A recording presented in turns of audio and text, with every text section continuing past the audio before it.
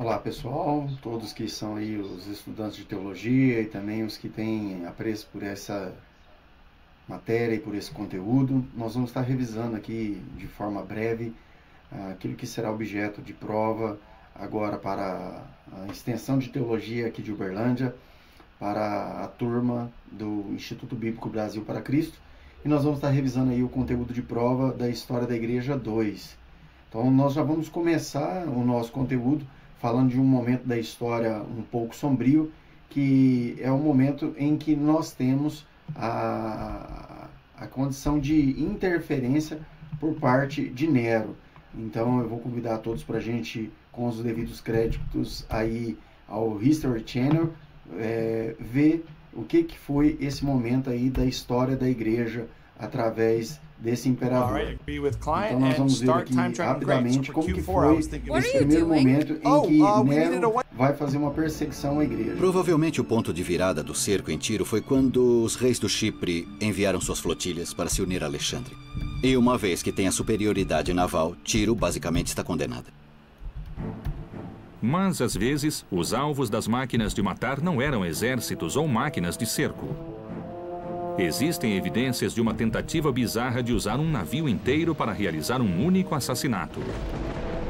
E contra a última pessoa que você imaginaria que alguém quisesse matar. O navio foi a criação do imperador mais jovem de Roma.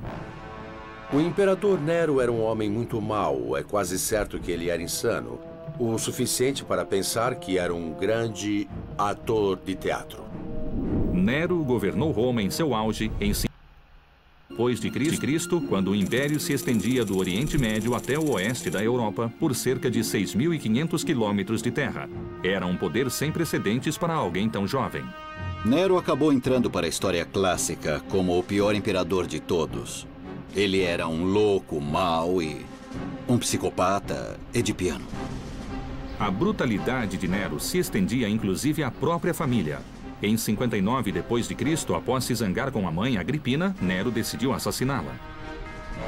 Nero não podia mandar executar a mãe diretamente, ela era muito popular. Então ele teve de armar um acidente. Para executar o plano, Nero recrutou a ajuda de uma figura que claramente era tão esquisita quanto o próprio imperador.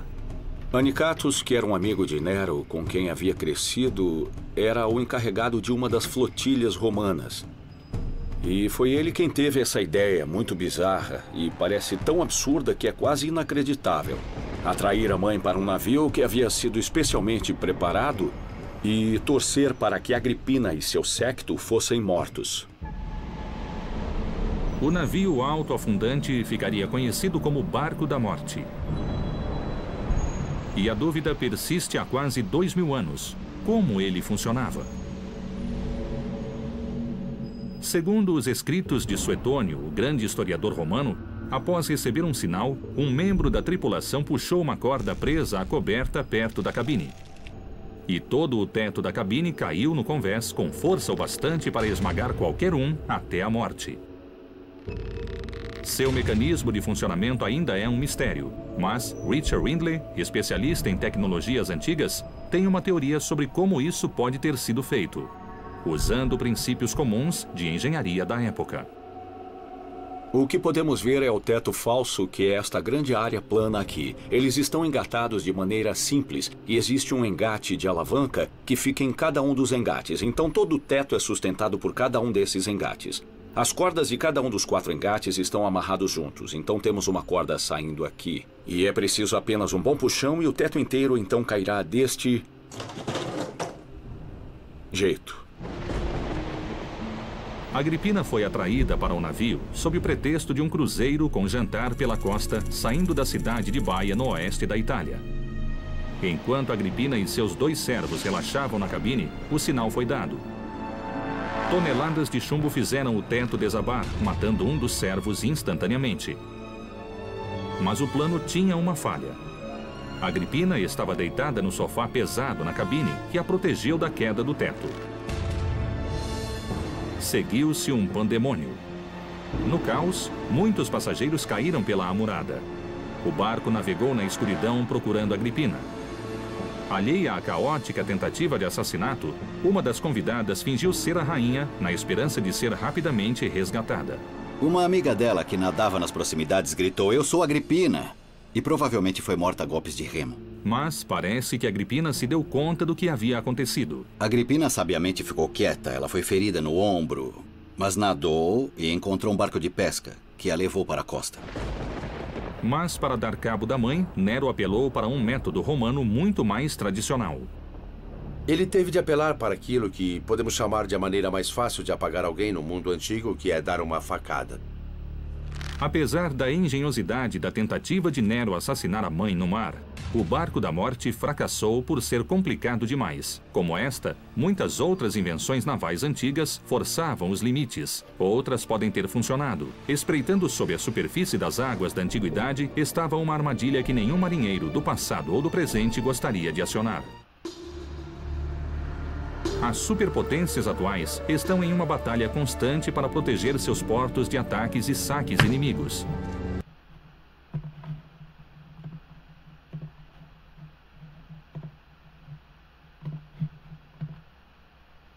Então, nesse primeiro momento aí, nós vimos sobre as engenhosidades para fazer aquilo que era maligno da parte do imperador Nero. E esse mesmo imperador Nero também, ele fez um grande ato de perseguição aos cristãos da época. Então, Nero é o primeiro imperador a perseguir a igreja, é considerado dentro da história da igreja o primeiro a se tornar o grande perseguidor da igreja. E o outro segundo instante que nós temos também da história da igreja é o momento dos pais da igreja. Então, agora eu passo a dar os devidos créditos aí à RTM Brasil para nós vermos um vídeo aí sobre esse momento dos pais da igreja.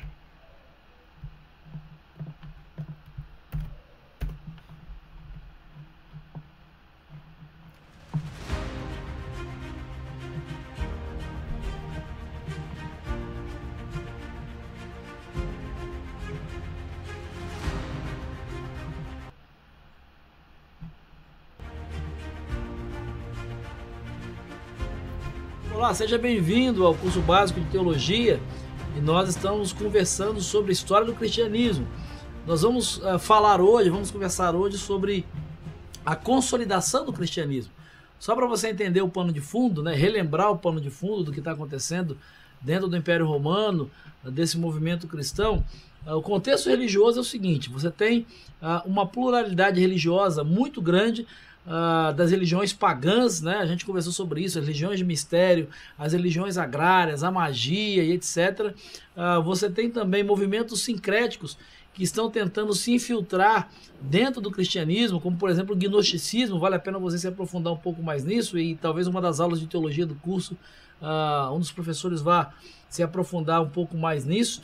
Você tem movimentos heréticos, né, heresias que estão tentando também se infiltrar dentro do movimento cristão que está surgindo, como por exemplo o marcionismo e o montanismo. E além disso tudo, além de toda essa pressão, vamos dizer assim, teológica, na questão do conhecimento, da formação da doutrina do cristianismo, você tem um movimento de severas perseguições que estão acontecendo.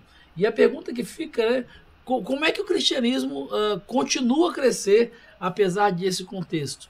A gente costuma dizer que são alguns fatores que vão consolidar ou vão contribuir para a consolidação do cristianismo. E a gente vai conversar nessa aula e nas próximas aulas sobre alguns desses fatores. Eu quero hoje começar falando um pouquinho sobre o primeiro desses fatores, que são os escritos dos chamados pais apostólicos. E aí eu quero chamar a sua atenção porque muita gente confunde pai apostólico com pai da igreja. Não é a mesma coisa.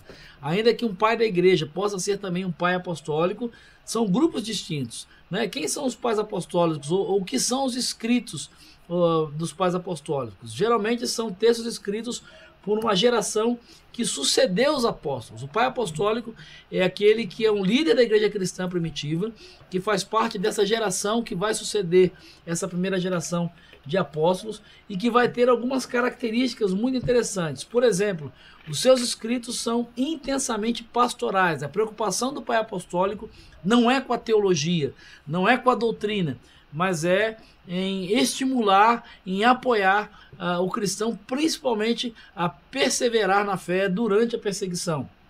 Então, essa é uma marca do escrito ou dos escritos do pai apostólico. São marcas que vão deixar muito claro. O pai apostólico ele faz parte de uma primeira geração, né, depois dos apóstolos, e também o teor do seu escrito é sobre uma questão pastoral. Por exemplo, deixa eu ilustrar isso para você, deixa eu fazer uso do exemplo. Você pode trabalhar, eles trabalhavam a questão da necessidade de comunhão, por exemplo, o cuidado mútuo entre os cristãos. Os pais apostólicos vão escrever textos sobre cuidado com as facções e com as heresias e também a fidelidade em meio à perseguição. Um documento interessante dos pais apostólicos, ou que está ligado aí aos pais apostólicos, talvez você já tenha ouvido falar, que é a Didaquê, ou o ensino dos 12 apóstolos. É um documento que data aproximadamente aí, do ano 150 da era cristã e que vai ser atribuído, né, aos 12 apóstolos. Obviamente, a gente não tem como garantir a autoria ou que eles tenham sido escritos pelos 12 apóstolos, mas esse documento ele foi construído durante esse período para solidificar mesmo a fé desses primeiros cristãos. Então ele vai falar, por exemplo, o que é Didaquê, sobre o que a Didaquê vai falar. Por exemplo, sobre a santificação, sobre os dois caminhos, né, deixando muito claro que um é o caminho da vida e o outro é o caminho da morte. A Didaquê também vai falar sobre as instruções para o culto cristão, com a menção da prática do batismo. Então no Didaquê, que é um documento aí por volta do 2º século, vai se recomendar o batismo em nome do Pai, do Filho e do Espírito Santo, por imersão ou aspersão, de acordo com o local. O Didaquê vai falar também sobre a questão do jejum, da ceia do Senhor, das orações, e ele termina com uma série de exortações sobre como provar se mestres e profetas itinerantes seriam cristãos verdadeiros. Então, o primeiro fator, né, o primeiro grupo que é importante para essa consolidação do cristianismo, para que essas heresias, para que esse movimento sincrético não se infiltrasse na igreja, não contaminasse o conteúdo da essência do cristianismo, são os pais apostólicos. Então, para você ter isso muito claro na sua mente, né, pai apostólico, ele faz parte da primeira geração de líderes cristãos depois dos apóstolos. E o conteúdo dos seus escritos é eminentemente pastoral, há pouca preocupação teológica. A preocupação é da perseverança durante a perseguição e com cuidados mesmo, de manter a fé, de manter a fidelidade ao Senhor, do cuidado mútuo, a comunhão da igreja. Então, esse é um primeiro fator. Isso vai fazer com que, mesmo no meio da perseguição, mesmo no meio da dificuldade, da adversidade, a igreja pudesse manter a sua unidade. Inclusive, o Didaquê tem essa importância, com algumas regras lá, alguns princípios, para identificar se aquele camarada que chegou de viagem, de passagem, e se dissesse um profeta do evangelho, né, de acordo com o conteúdo da mensagem dele, aquilo que ele pregasse, o Didaquê trazia alguns parâmetros para esses cristãos, lembrando só, deixando muito claro, que não havia Novo Testamento, não havia nada disso, não havia Bíblia, né? O cristianismo está começando como movimento e esses escritos têm um papel muito importante nesse processo. A Rádio Trans é uma alegria muito grande. Antiguidade cristã não necessariamente. Qual é a característica de um pai da igreja? Ou quem é o pai da igreja? Geralmente é um escritor, um pastor, um teólogo da antiguidade cristã, não necessariamente da primeira geração, depois dos apóstolos, que é considerado pela tradição como testemunho de fé autorizado. Né? Como é que a igreja define um pai da igreja? Como ele é caracterizado como pai da igreja? Existem 3 características que definem o pai da igreja. A primeira delas é a ortodoxia de doutrina. Aquilo que ele escreve ou sobre o que ele escreve tem que ser algo ligado à essência da doutrina cristã, a ortodoxia da doutrina cristã. O segundo fator é a antiguidade. Quanto mais antigo, quanto mais próximo, né, do período neotestamentário, maior a probabilidade desse indivíduo ser considerado um pai da igreja. E um terceiro elemento, uma terceira característica, é justamente a santidade de vida. Então, o que vai definir historicamente um pai da igreja, alguém como um dos pais da igreja, são essas 3 características: ortodoxia de doutrina, antiguidade e santidade de vida. A gente pode destacar alguns dos pais da igreja importantes aí, sobre os quais você já tem ouvido falar e vale a pena pesquisar: Eusébio de Cesareia, Ambrósio, Jerônimo, Cipriano de Cartago, João Crisóstomo, Clemente de Alexandria e Orígenes. E eles têm papéis muito importantes. Por exemplo, quando a gente fala de João Crisóstomo, né, que foi patriarca de Constantinopla, e aí para você ter uma referência, né, a data dele é entre 344 e 407 da era cristã. O João Crisóstomo é considerado o maior pregador da igreja primitiva, né? Vai lutar muito a favor dos pobres e de uma vida cristã muito submissa. Você tem Jerônimo, né, que tem um papel muito importante na tradução do texto bíblico, a tradução da Vulgata. A data aí para você se localizar é entre 348 e 420. Ele era tradutor, escritor e polemista, e a tradução para o latim se tornou conhecida como a Vulgata, ou seja, né, a língua das pessoas comuns. Vulgus é a expressão latina para comum. Então ele faz a tradução do texto bíblico para a linguagem comum, para que as pessoas pudessem ter acesso à escritura. Embora no primeiro momento a Vulgata não tenha sido aceita, né, eventualmente ela se tornou o texto oficial do cristianismo ocidental. Clemente de Alexandria também é bastante conhecido. A data aí para você, entre o ano 150 e 215 da era cristã. Ele foi professor da escola de Alexandria e tem sido considerado o fundador da chamada teologia especulativa. E um outro que vale a pena também chamar a atenção é Orígenes, né, que viveu entre 185 e 253 da era cristã, que também foi professor nessas escolas catequéticas de Alexandria e de Cesareia. Ele escreveu a primeira teologia sistemática cristã, né, e vai dedicar bastante tempo ao estudo do Antigo Testamento, e é quem vai introduzir esse método alegórico de interpretação da Bíblia, de usar alegoria, etc. Então, eu estou dando aí dicas para que você, caso queira se aprofundar, vale a pena estudar esses teóricos aí, esses pais da igreja, que tem um papel importante nessa organização e estruturação, inclusive, da teologia cristã. O que marca, então, um pai da igreja, né, como característica?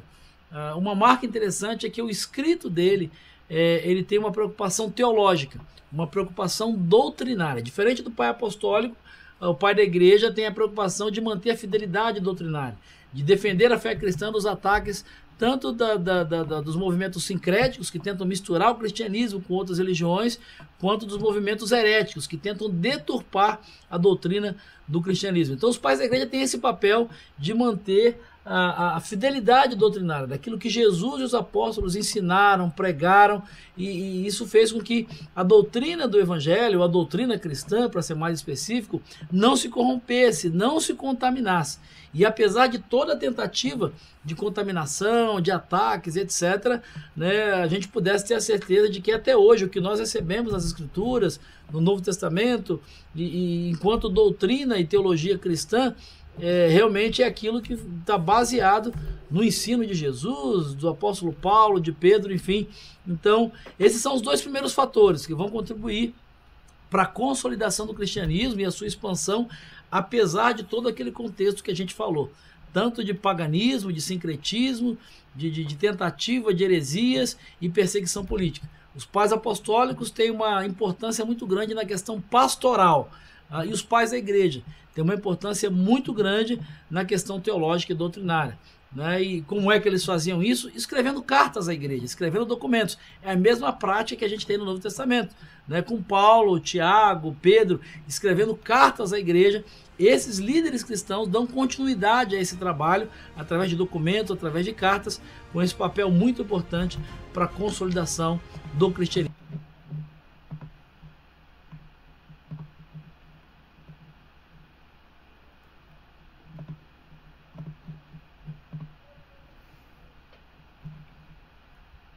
Então nós vimos aí sobre esses pais da igreja, né, como eles foram importantes nesse papel de iniciação da igreja na história. Também nós temos a ideia de quem são os principais pais da igreja. Nós temos o Irineu de Lyon, Clemente de Alexandria, Orígenes de Alexandria, o Atanásio também de Alexandria, Cirilo de Alexandria, João Crisóstomo. Esses são os pais da igreja primitiva, os pais da igreja grega, porque como nós já dissemos em sala de aula, essa igreja ela também tem suas ramificações em outros lugares, né? Não só na Grécia, né? Ela também se espalha por outros lugares. Outro momento importante também da história da igreja é com um desses pais da igreja, que é o João Crisóstomo. Eu passo a dar os créditos aí a JJV Learning, e agora nós vamos assistir um vídeo falando de João Crisóstomo. Já vou projetar aqui para vocês, para a gente entender um pouquinho de um desses pais, que é João Crisóstomo. Só um instante, eu já coloco aqui na guia para todos.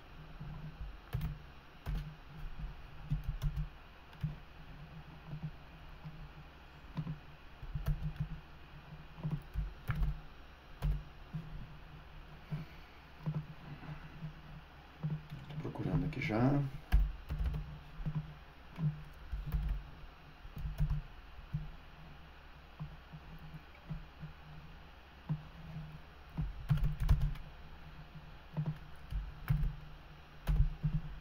Sim, passar a projetar ele aqui para vocês. Todos nós procuramos o melhor CRM que existe. Mas o que torna um sistema de CRM excelente? Bem, é a capacidade de fornecer informações detalhadas sobre seus clientes existentes e potenciais. Facilidade de uso. Automação inteligente.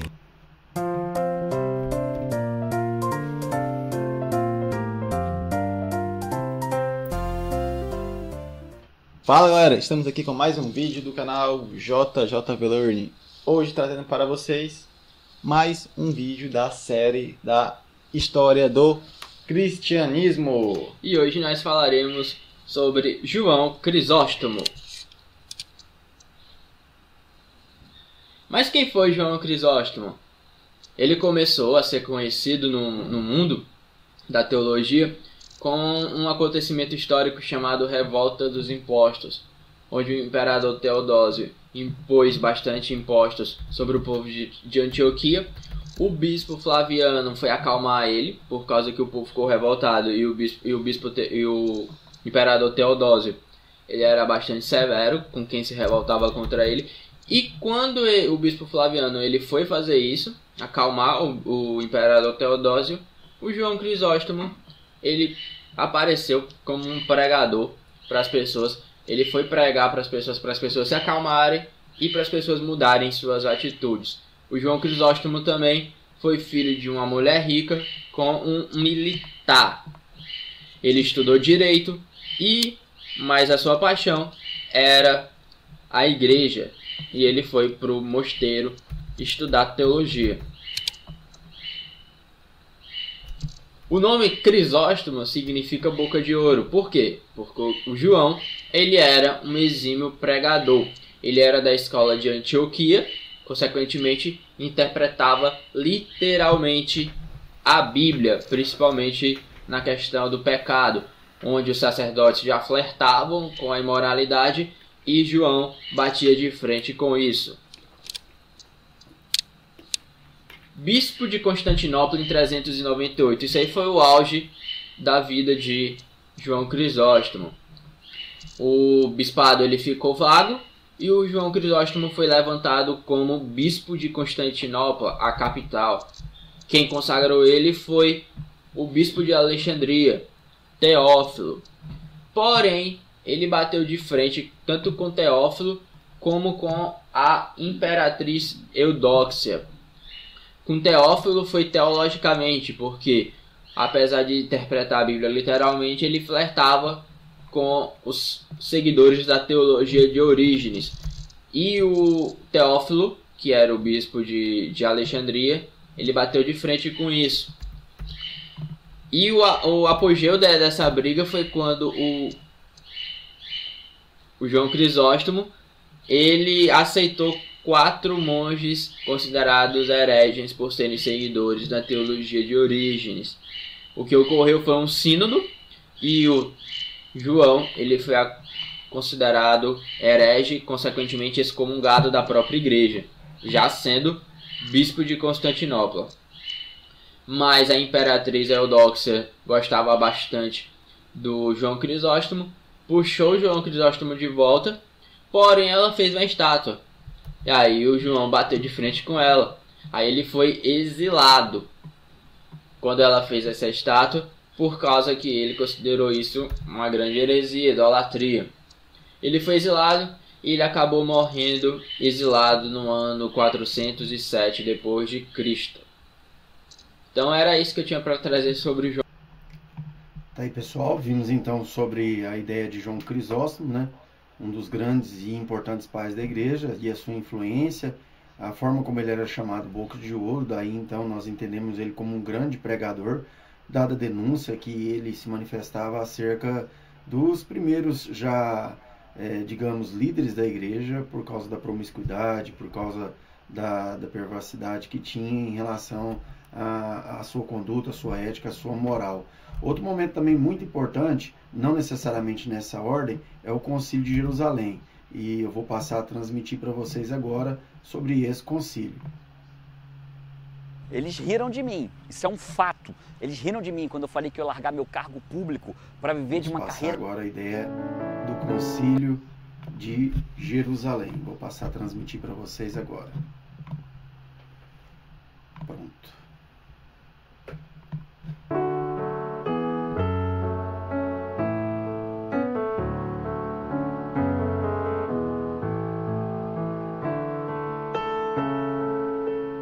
Concílio de Jerusalém.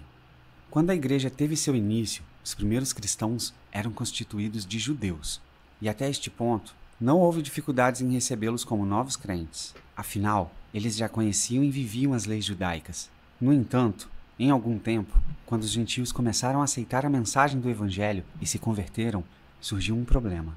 Entre os costumes judaicos, um dos mais fortes era a prática da circuncisão, parte da aliança feita entre Deus e Abraão, Gênesis 17, de 9 a 14. Mas os gentios, obviamente, não eram circuncidados, pois não viviam segundo as leis. O apóstolo Paulo exerceu muito de seu ministério entre os gentios, tanto que chegou a afirmar em sua carta aos Gálatas que o evangelho da incircuncisão fora confiado a ele da mesma forma que a Pedro fora confiado o evangelho da circuncisão. Gálatas 2:7. Isso significa que Paulo estava sendo usado por Deus para alcançar os gentios, da mesma maneira que Pedro estava sendo usado tão inteligentemente e corajosamente para alcançar os judeus. Mas à medida que o evangelho alcançava os gentios, muitas questões sobre os costumes judaicos começaram a surgir. Para alguns, os gentios precisavam se tornar judeus para verdadeiramente participarem da fé cristã, ou seja, precisavam se circuncidar e obedecer a todos os aspectos da lei. Essa controvérsia da circuncisão gerou muitos problemas para a igreja primitiva e poderia ter tido resultados muito piores caso não fosse tratada com zelo e seriedade como foi. A carta de Paulo aos Gálatas foi uma resposta para esse problema que havia se espalhado naquela região, mas algo mais abrangente precisava ser feito. Paulo, Barnabé e alguns outros vão até Jerusalém para tratarem dessa questão junto com os demais apóstolos. Aconteceu então a primeira conferência de toda a história da igreja, o Concílio de Jerusalém. Este concílio buscava resolver a controvérsia da lei versus graça. Uma pessoa é salva pela fé, e apenas a observância das leis em si não é capaz de trazer salvação para ninguém. O objetivo era resolver o problema da circuncisão, mas também estabelecer as regras para a igreja no futuro. Após um grande debate sobre o assunto, Pedro se levantou para afirmar que pregava entre os gentios e já havia testemunhado que Deus, que conhece os corações, havia concedido o Espírito Santo também a eles, e não apenas aos judeus. Se Deus aceitava os gentios, por que eles tentariam a Deus colocando um jugo tão grande neles? Paulo e Barnabé também se levantaram e compartilharam os inúmeros sinais e prodígios que Deus fizera por meio deles entre os gentios. Esses testemunhos foram suficientes para que Tiago desse seu parecer sobre o assunto.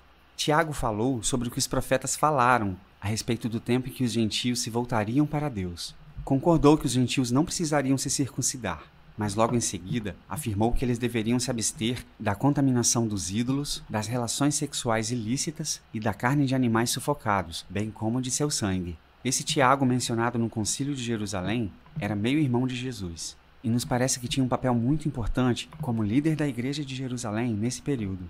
Não estavam representados apenas os apóstolos, mas também os anciãos e toda a igreja. Concluiu-se então que a circuncisão não deveria se aplicar como regra aos gentios, E foi a partir dessa decisão que se completou o período de transição entre uma igreja cristã judaica para uma igreja de todas as raças e nações. Os gentios foram definitivamente aceitos como filhos de Deus. O evangelho agora podia avançar livremente. Desde o Concílio de Jerusalém, que aconteceu por volta de 49 d.C., muitas outras reuniões da igreja foram necessárias para se debater e entrar em acordo sobre diversos assuntos. Isso deve acontecer à medida que questões surjam, para que toda a igreja caminhe unida em uma mesma direção. Não podemos nos esquecer apenas que o mais importante é que todas essas decisões sejam bem embasadas na palavra de Deus. Apenas ela deve ser nossa regra de fé e prática.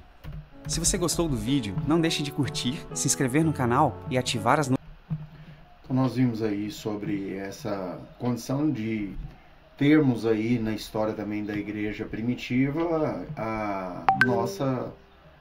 o nosso concílio de Jerusalém, que foi um concílio extremamente importante, e nesse concílio nós vimos quais foram os pontos mais defendidos, por que estava acontecendo o concílio, qual era a necessidade de um concílio naquele momento na história da igreja. Outro momento também da história da igreja é nós entendermos a importância do renascentismo. Mas antes da gente falar do renascentismo, eu vou lhe convidar para a gente falar um pouquinho sobre Jerônimo Savonarola, que é um desses renascentistas da Florença renascentista, né?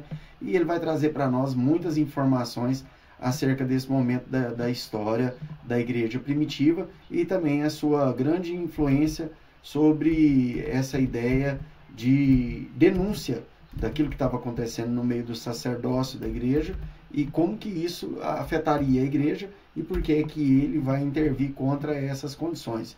Então vamos agora falar Tem muita gente que diz que todo bolsonarista é fascista. O maior psicólogo social vivo no planeta, Elliot Aronson, nos mostra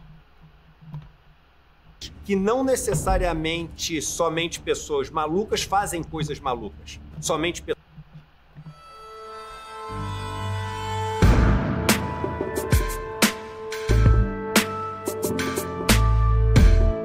Jerônimo Savonarola foi um dos grandes precursores da Reforma Protestante, junto com John Wycliffe e Jan Hus. Exerceu uma grande influência na purificação da religiosidade na Itália naqueles dias. Ele foi parte da influência para que os italianos deixassem as suas formas vazias de viver, a sua forma pagã de vida, apesar do catolicismo romano, e foi um mensageiro da volta aos princípios da Escritura Sagrada. Ele recebeu grande influência de Tomás de Aquino e dos escritos de Tomás de Aquino e também da Escritura Sagrada. E por ser esse homem tão apegado a verdades eternas, cheio do Espírito Santo, ele ficou completamente incomodado com as injustiças, com a pecaminosidade que ele via nos dias dele, e ele acabou se dirigindo para um monastério. Viveu 7 anos no monastério e certo dia ele teve uma visão das dificuldades que a igreja enfrentaria nos momentos que viriam à frente. Ele teve a certeza da parte de Deus que ele deveria sair do monastério e começar um ministério fora das paredes do monastério, pregando o evangelho. É fato e verdade que milhares de pessoas iam até ele. As filas começavam à meia-noite do dia anterior na catedral onde ele pregaria na manhã seguinte. As pessoas eram profundamente influenciadas pela pregação de Jerônimo ao ponto de fazerem uma fogueira numa praça em Florença e queimarem os seus livros que eram pagãos e alguns utensílios que potencializavam a vaidade naqueles dias. Ele exerceu grande influência. É lógico que isso desagradou algumas autoridades religiosas daquele tempo e em 1498 ele foi queimado em praça pública em Florença e ele morreu dizendo uma frase que marca a morte dele e que é o resultado de toda uma vida. Ele disse o seguinte: o Senhor sofreu tanto por mim. E assim morre Jerônimo, um dos grandes precursores da Reforma Protestante, o homem que desarraigou o paganismo da Itália em seus dias e que exerceu grande influência em relação àquilo que Martinho Lutero viveria depois na Reforma e que vem respingando em nós até o dia de hoje. Outro momento também muito importante, já que nós estamos falando de Jerônimo Savonarola e desse momento que antecede a Reforma Protestante, vamos também falar como conteúdo aqui da aplicação da nossa prova sobre outro personagem muito importante, que é John Hus. Vou transmitir para vocês aqui agora, dando os créditos devidos aí a Três razões para se reunir com os missionários de A Igreja de Jesus Cristo dos Santos dos Últimos Dias. John Hus. Condenado por heresia em 1415 pelo... De acordo com uma história que se originou alguns anos após o fato, voltou-se para seus executores pouco antes da sua sentença ser realizada e afirmou: "Hoje vocês queimam um ganso, mas daqui a 100 anos, um cisne surgirá que vocês não serão capazes de cozer ou assar." Uma profecia que diziam está se referindo a Martinho Lutero, que surgiu cerca de 100 anos depois, pregando as 95 teses e proclamando a reforma protestante. Eu me chamo Bruno e esse é o canal Teologia. E esses são os fatos da história da igreja que você precisa conhecer. E nesse vídeo, quero falar com vocês sobre um fato bastante conhecido. Quem foi John Hus?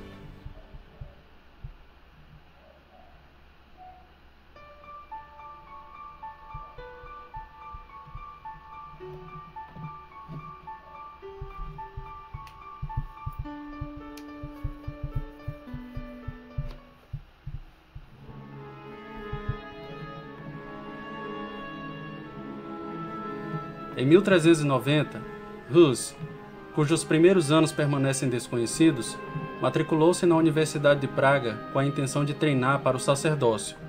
Posteriormente, ele confessou que o ministério ordenado o atraiu por sua promessa de proporcionar uma vida confortável e estima mundana. Pouco depois de começar a ensinar, Hus experimentou, nas palavras de um biógrafo, uma mudança radical e fundamental, resultando em um compromisso mais profundo com Cristo. Essa mudança pode ter se originado da exposição ao pensamento de John Wycliffe, cujas ideias estavam começando a criar uma comoção em Praga. O programa de reforma de Wycliffe, que incluía críticas estridentes à imoralidade clerical, rejeição da doutrina medieval da transubstanciação, que significa presença sacramental de Jesus Cristo na Eucaristia, e insistência sobre o acesso leigo às escrituras na língua vernácula, chegou à Boêmia graças, em grande parte, aos estudantes tchecos que estudaram na própria Universidade de Oxford e voltaram para casa com as mentes repletas das ideias e de livros de Wycliffe. A pregação do pequeno ganso de Deus, como Hus veio a ser chamado, era imensamente popular, atraindo multidões de vários milhares. Hus estava desejoso de tornar as Escrituras e sua mensagem reformadora acessíveis ao povo. Ele não só pregou em tcheco, mas traduziu partes da liturgia, assim como vários hinos latinos para a língua vernácula.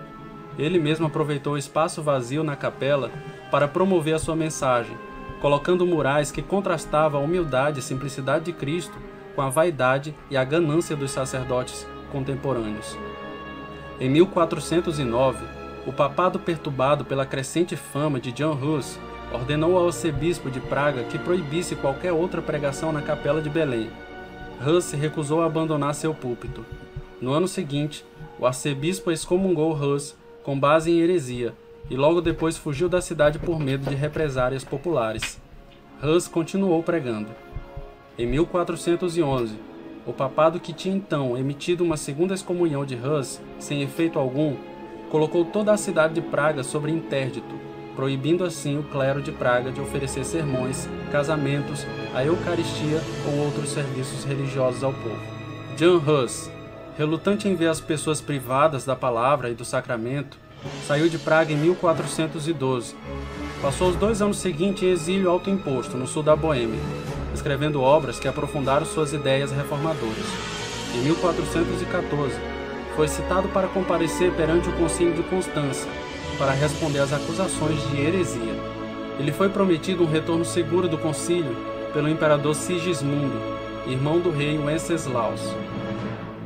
John Hus concordou em participar do concílio, consciente de que ele não retornaria, mas esperançoso de que poderia ter a oportunidade de promover sua visão para a reforma da igreja. Ao chegar em Constança em novembro de 1414, ele foi aprisionado e permaneceu preso até o seu julgamento e execução no verão seguinte. John Hus antecipou uma série de convicções-chave do protestantismo, Criticou a veneração idólatra dos seus contemporâneos a Maria e aos santos. Ele também criticou a prática medieval de reter o cálice do povo comum e oferecer-lhes apenas o pão na Eucaristia. A insistência de Hus de que os leigos recebessem pão e vinho veio a marcar os seus seguidores de modo que, quando forçados a se defenderem militarmente após a morte de John Hus, incorporaram um cálice no brasão. John Hus identificou a verdadeira igreja como aquele corpo invisível de crentes no passado, presente e futuro, que foram eternamente eleitos por Deus para a salvação e incorporados em Cristo como a sua cabeça. Nem todos os membros da igreja visível, argumentou ele, pertencem à igreja invisível, e quando o clero, em particular, prova ser reprovado por suas ações, sua autoridade é suspeita. Essa doutrina baseou as severas críticas de John Hus aos sacerdotes e papas como anticristo, e sua disposição em desconsiderar as bulas papais quando claramente contradiziam as escrituras. Ele foi chamado a negar os ensinamentos falsamente atribuídos a ele. John Hus recusou-se a fazê-lo. Embora selasse seu destino porque não queria perjurar-se admitindo crenças que não possuía, em 6 de julho de 1415, John Hus foi despojado das suas vestes clericais, enfeitado com um chapéu de burro com desenhos de demônios, amarrado a uma estaca e queimado até a morte. De acordo com um relato de testemunhos oculares, ele confiou a sua alma a Deus e cantou um hino a Cristo, enquanto as chamas o envolviam. Uma vez morto, as autoridades trituraram seus restos mortais e os jogaram no rio Reno, para impedir que fossem venerados por seus seguidores. Ironicamente, John Hus provavelmente teria apreciado esse gesto final. John Hus nunca pronunciou realmente a famosa profecia atribuída a ele na ocasião de sua morte. Ele expressou numa carta que escreveu durante a sua prisão a esperança de que pássaros mais fortes do que ele surgiriam para continuar seu trabalho. De fato, foi Lutero, em escritos da década de 1530, que transformou as palavras de Hus em um oráculo que encontrou sua realização nele.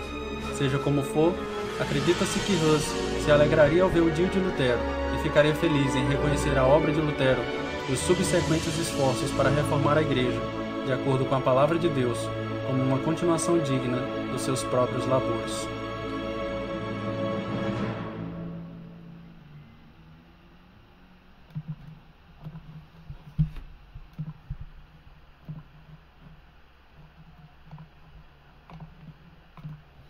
Então tá aí, pessoal, nós revisamos aí de forma muito breve, né? Porque também essa é a ideia, é só uma revisão mesmo de conteúdo. Tudo aquilo que nós vimos em sala de aula aí ao longo do semestre sobre a história da igreja, na parte 2 dela, né? Nós olhamos aí para esse momento da história que vai retratar, em especial, aquilo que vai anteceder a Reforma Protestante, aquilo que vai anteceder um momento tão importante para a história da igreja, que é o embate, nós podemos chamar assim, daquilo que será conhecido no mundo como Reforma Protestante. Falamos de alguns pré-reformadores, que é objeto de prova, como é o caso de John Hus, de Jerônimo Savonarola, que esse John Hus, ele aponta para Martinho Lutero. Falamos do momento inicial em que a igreja teve a sua perseguição por Nero, um dos perversos imperadores de Roma. Falamos desse renascentismo, momento que antecede a Reforma Protestante, em que passa a ter outras ideias de manifestação, de cultura, de arte e de pensamento, e surge também outros pensadores. Falamos de tudo isso na condição de apresentar para vocês esse segundo instante da história que sai da Igreja de Atos dos Apóstolos e vai seguir ao longo dos séculos até o momento da Reforma Protestante, em que nós conhecemos aí um momento histórico e também teológico da história da igreja. Espero que você tenha gostado do conteúdo aí, espero que venha ajudar você no momento da realização da sua prova. Desejo a todos uma boa prova.